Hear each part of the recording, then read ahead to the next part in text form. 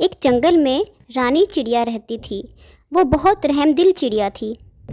कुछ दिन पहले ही उसके शौहर की एक हादसे की सूरत में मौत हो जाती है। वो अपने अंडे के साथ अपने घोंसले में रहती थी। कुछ दिनों से उसकी तबीयत कुछ ठीक नहीं थी। वो एक डॉक्टर तोते के पास जाती है। तोते भैया, कुछ दिनों से मेरी तबीयत ठीक नहीं है, आप मुझे दवाई दे दो ना। रानी चिड़िया, तुम्हारे मर्ज की दवा मेरे पास नहीं है और तुम्हें देख के तो लगता है कि तुम तो अब बस कुछ दिनों की ही मेहमान हो। तोते भैया, मैं अकेली होती तो मुझे इस बात की कोई फिक्र ना होती, लेकिन मेरा एक अंडा है। मैं सोच रही हूँ मेरे बाद उसका ख्याल कौन रखेगा। क्या आप उसका ख्याल रख लोगे? अरे रानी चिड़िया, तुम जानती तो हो मैं अकेला रहता हूँ और खाने की तलाश में मुझे बाहर भी निकलना पड़ता है।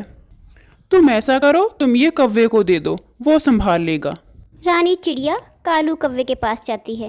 कालू कौवे, तुम मेरी मदद कर सकते हो। मैं ज़्यादा दिन जिंदा नहीं रह सकती, तुम मेरे अंडे की हिफाजत कर सकते हो।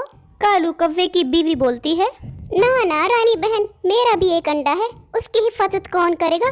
तुम किसी और के पास चली जाओ। बेचारी रानी चिड़िया वहाँ से मायूस होकर उड़ जाती है। उसके जाने के बाद कालू कौवा अपनी बीवी से बोलता है, अरे सुंदरी, अगर हम उसके अंडे का ख्याल रख लेते तो क्या हो जाता। वैसे भी हमने रानी चिड़िया के कितने दाने चुरा चुरा कर खाए हैं। तुम अपना मुंह बंद रखो, आए बड़ी मदद करने वाले। सुंदरी, थोड़ी सी तो तमीज से बात किया करो। मैं तुम्हारा शौहर हूँ, तुम तो मेरी थोड़ी सी भी कदर नहीं करती। अब वो दोनों सो जाते हैं। तभी रात में कालू कौवा रानी चिड़िया के घोंसले में जाता है, मगर रानी चिड़िया तो मर चुकी थी।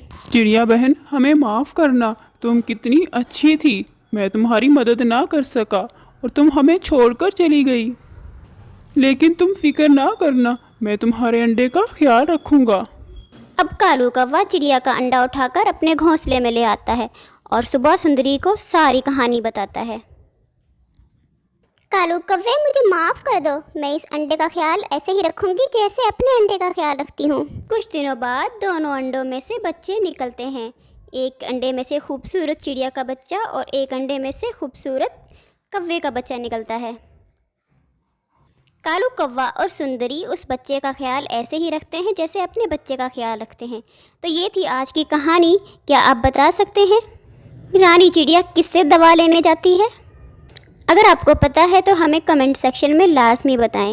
अगर आपको ये कहानी अच्छी लगी है तो इस कहानी को लाइक कीजिए, शेयर कीजिए और हमारे चैनल को भी सब्सक्राइब कर लीजिए।